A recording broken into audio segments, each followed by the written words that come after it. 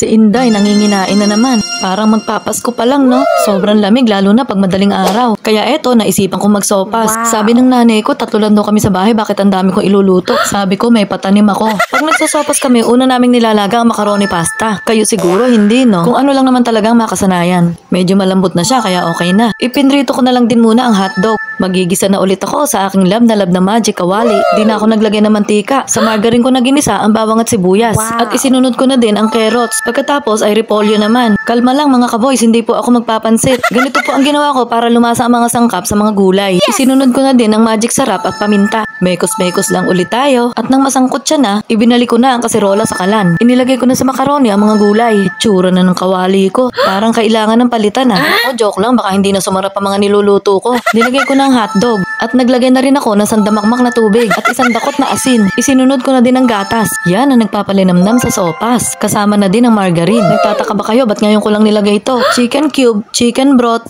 at ang sahog na chicken. Hindi po kasi kumakain ng manok ang nanay ko. Kaya binigyan ko muna siya bago ko nilagay ang mga manok. Approve na yan. Nag-thumbs up na si Inday. Luto na po ang aking sopas at hindi na nakatiis si Inday. Kumain na. Ang sarap talaga lalo na pag malamig ang panahon. Simot yan guys. Paano sa susunod na lang ulit See you. Bye!